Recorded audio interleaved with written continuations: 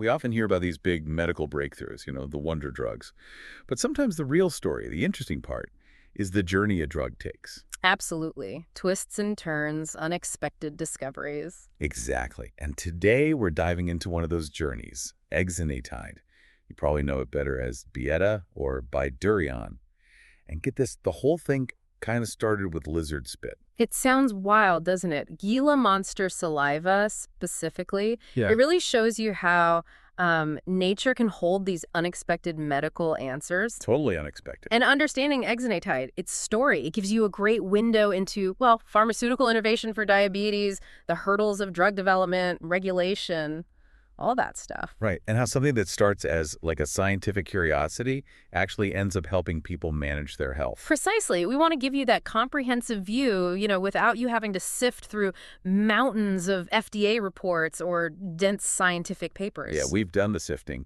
We looked at FDA docs, EMA reports over in Europe, clinical studies, market analyses, even what patients are saying on forums. A new mix of sources. Definitely. So our mission here is to pull out the key pieces of the Exenatide story, where it came from, how it works, its impact, and the sometimes bumpy road it took. Okay, so back to the lizard. Right, the Gila monster. So scientists discovered this peptide called Exendin-4 in its saliva. Okay. And what was interesting was how similar it was to a hormone we naturally produce called GLP-1, glucagon-like peptide 1. Ah, GLP-1. We hear a lot about that class of drugs now. We do, and GLP-1 is really important for regulating blood sugar. So finding the similar compound in, of all places, lizard spit, that was the spark. That's what kicked off the development of exenatide. It makes you wonder what else is out there, Doesn't it just so much potential in the natural world? So the first actual drug people could use, that was Byetta, wasn't it? That's right. Byetta was the first one approved. It's exenatide, but you inject it twice a day. Twice a day. Okay. It got the FDA approval here in the U.S., April 25th, 2005. And then Europe followed in November 2006. And patients took what, like 5 or 10 micrograms? Correct. 5 or 10 micrograms per dose. It was a really big step forward at the time for type 2 diabetes treatment. But yeah, twice a day. That sounds like quite a commitment. I imagine people wanted something easier. Exactly. That was the big push behind developing Bydureon. That's the once-a-week version. Okay, once a week is much better. How did they manage that? It required some clever formulation science. They needed an extended release version. So first, they developed a sort of prolonged release aqueous suspension. Aqueous suspension, like a liquid. Yeah, basically. But then they evolved it further into what's called a microsphere formulation. Microspheres. Tiny balls, basically. Kind of. Think of them as tiny biodegradable capsules holding the exenatide.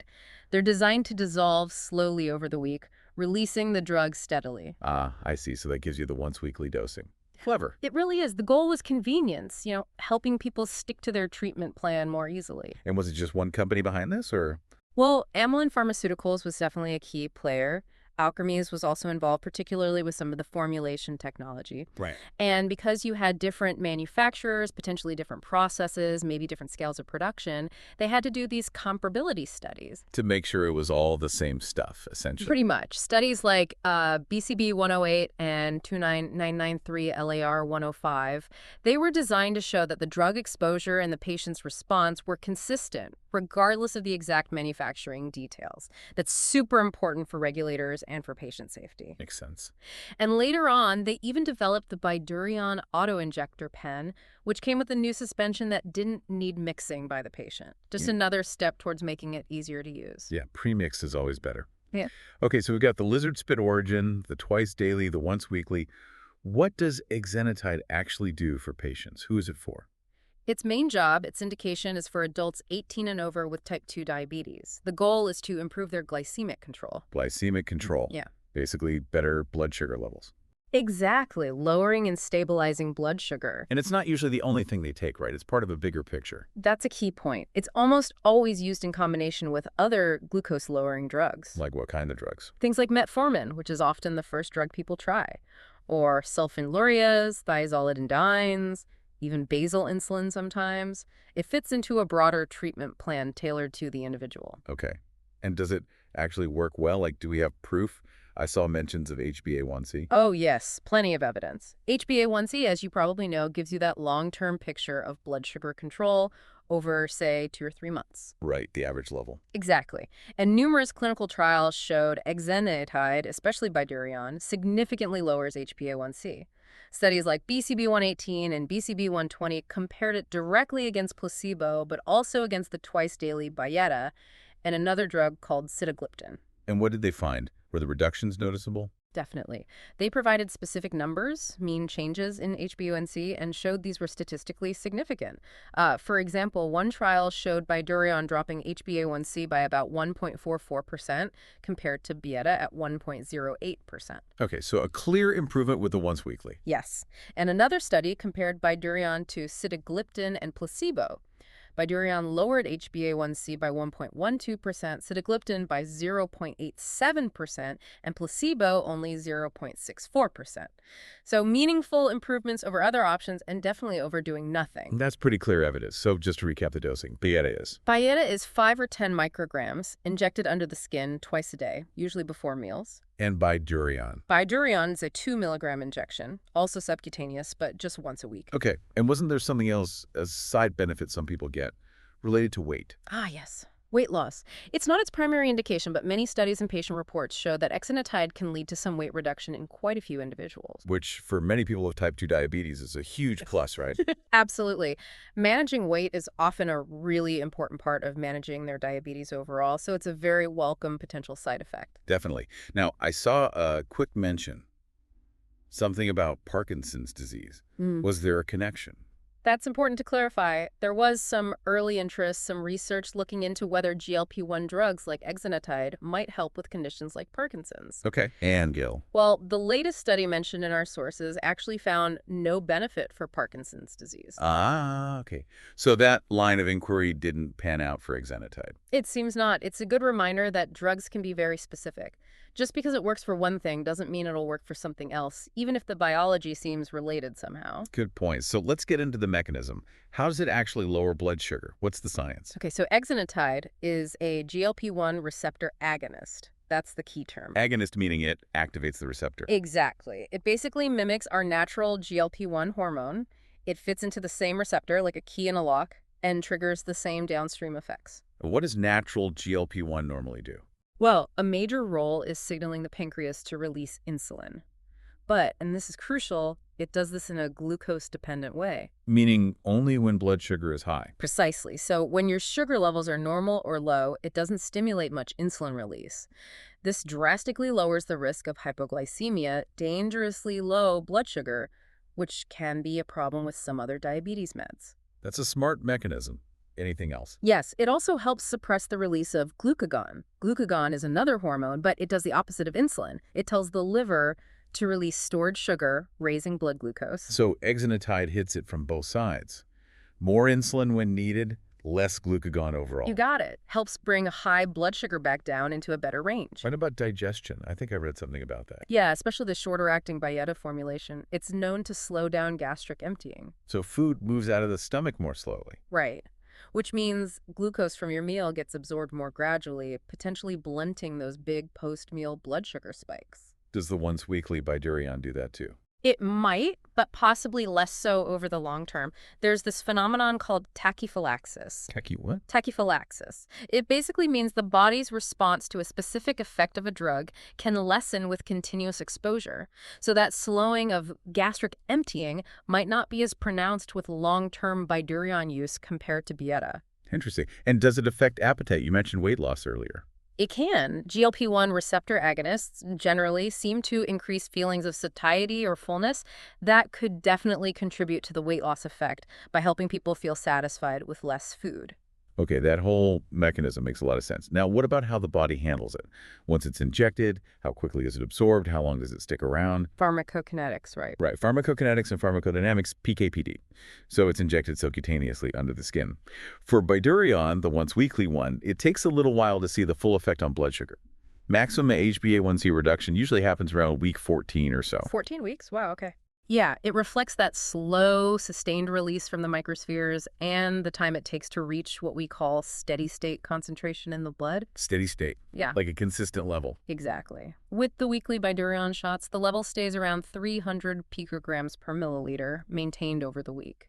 And what about half-life? How quickly does the body clear it?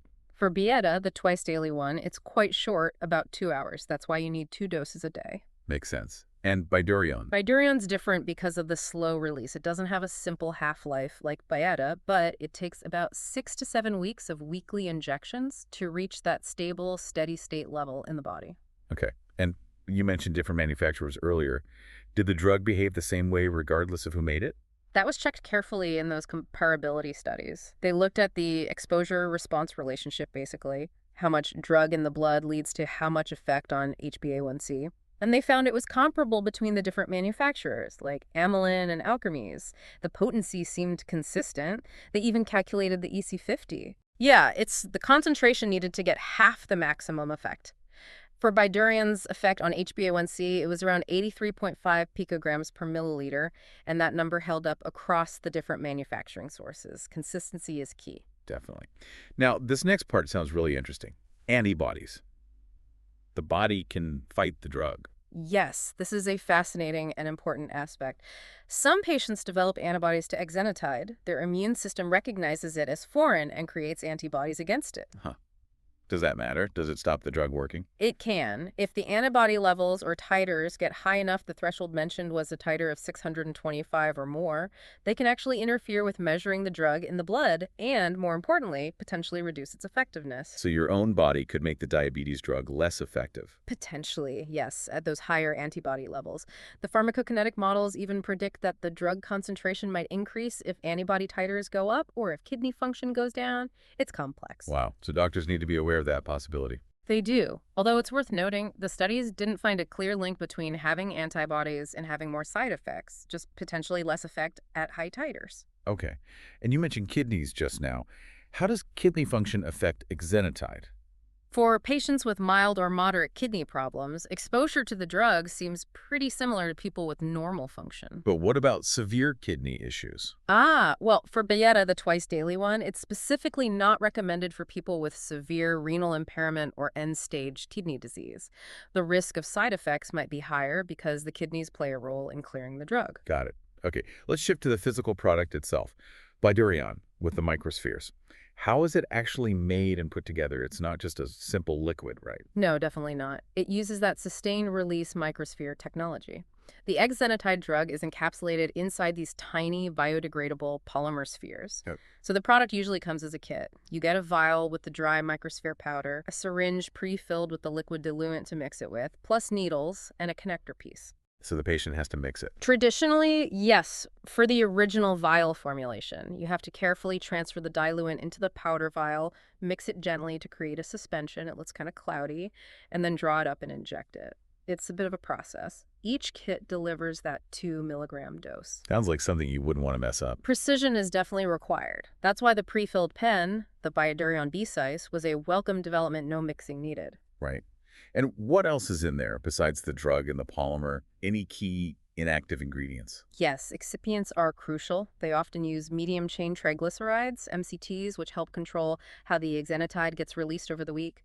And sucrose, basically sugar, is used in the newer formulation as a stabilizer to keep the product stable over its shelf life. And I assume there's rigorous testing to make sure every batch is right. Oh, absolutely. Quality control is intense. They test everything: the exact amount of drug, its purity, the size of the microsphere particles, because size affects release rate, how much drug bursts out initially, the release rate over time, and lab tests, moisture content, any leftover solvents. You name it. Sounds thorough. It has to be. These comparability tests ensure consistency and quality from batch to batch. Okay, complex manufacturing. Now let's talk regulations. Getting these drugs approved, was it smooth sailing for Exenatide? Not entirely, especially for Bydureon, the once-weekly version. The first application, the NDA, was submitted to the FDA back in 2009. Approved. Nope. They got what's called a complete response letter. Basically, the FDA said, not yet. Oof, why? What were the issues? The FDA wanted more information. Specifically, they had concerns about the drug's potential effect on the heart's rhythm, the QT interval, and they wanted more safety and efficacy data from one of the key clinical trials, study 2993 LAR-105. So back to the drawing board, essentially. Pretty much. The company had to gather the extra data, address the concerns, and then resubmit the application. And eventually got approved. Yes, Bydureon did eventually get the green light from the FDA.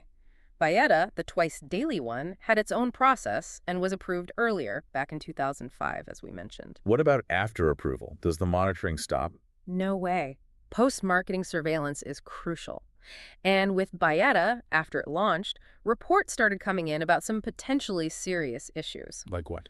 Things like acute pancreatitis, some cases of acute kidney failure, and even some concerns about thyroid growths, specifically thyroid C-cell neoplasms. Wow, okay, so what did the regulators do? Well, these reports led the FDA to require a REM for Byetta. A REMS, risk evaluation and mitigation strategy. Exactly. It's a safety program to make sure the drug's benefits still outweigh its risks, given the new information.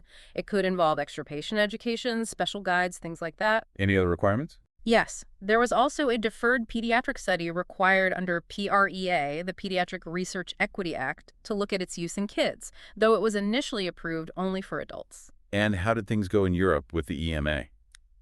Similar process, different timeline. The EMA authorized Byetta in the EU in June 2009, and Bydureon followed in June 2011, based on their own review of the data. Okay.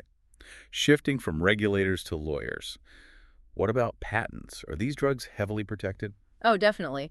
The patent landscape for GLP-1 agonists like Exenatide is really complex. Sources suggest companies often get a lot of patents for each drug, How many are we talking? like an average of maybe 19 or 20 patents per product in this class. 20 patents for one drug. What are they all for? Interestingly, a big chunk, often more than half, aren't just for the drug molecule itself, but for the delivery device, the pens, the microsphere technology, Why? how you get the drug into the body. Ah, so protecting the pen is as important as protecting the pill, so to speak. Yeah. Exactly. And on top of patents, they get regulatory exclusivities, like NCE, new chemical entity exclusivity for the first approval of a totally new drug. Right. Or sometimes NPP, new patient population exclusivity if it gets approved for a new group. Do generics ever challenge these?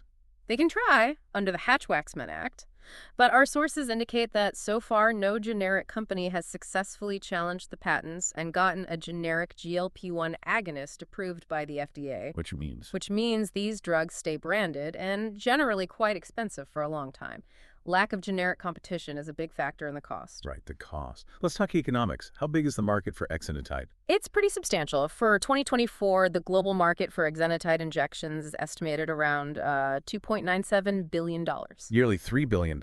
And is it growing? Oh, yeah. It's projected to grow at a rate of over 8% per year, hitting something like $5.6 billion by 2032. Significant growth. What's driving that growth? More people getting diabetes. That's a huge part of it, yes. The rising prevalence of diabetes globally is a key driver, plus greater acceptance of injectable therapies, people getting more comfortable with them. And the technology helps, right? Better pens and stuff. Absolutely. Advancements in drug delivery, like the easier-to-use autoinjectors, make a difference, and sometimes government initiatives supporting diabetes care play a role too. Where's the biggest market geographically? Still North America. Yes, North America is dominant currently. Strong pharma presence, high diabetes rates, established healthcare systems. Europe is second. Any regions growing particularly fast? The Asia-Pacific region is projected to have the fastest growth. Think rising healthcare spending, more disposable income, greater awareness about diabetes treatment options in countries there. With all this growth, are the drugs actually affordable? You mentioned they're expensive. That remains a major issue. GLP-1s, including Exenatide, are costly. Net prices have generally been rising, and that translates into significant out-of-pocket costs for many patients, which can be a real barrier to access. Yeah, that's the tough part. Effective, but potentially hard to afford. Okay, lastly, what about the sort of cultural side? Patient experiences, public awareness. Looking at patient forums and discussions online, you see a mix, as you'd expect. Many people report good results, better blood sugar. The weight loss benefit is often mentioned. But downsides, too. Yes, side effects are definitely discussed. Gastrointestinal issues like nausea seem pretty common, especially initially. And injection site reactions, redness, itching. It highlights that individual experiences really vary. And does Exenatide get caught up in all the recent buzz about GLP-1s for weight loss generally? Well, while the newer drugs like semaglutide and tirzepatide are getting most of the headlines for weight management specifically, Exenatide, as one of the pioneers in the GLP-1 class for diabetes, certainly helped pave the way. So it laid some groundwork for public understanding. I think so. It helped introduce the concept of GLP-1 agonists for diabetes treatment. Even if newer agents are more in the spotlight right now, it's part of that evolving story. Okay, so as we kind of wrap up this deep dive, What are the absolute key takeaways people should remember about exenatide? Well, first, that amazing origin from Gila monster saliva, showing where science can find inspiration.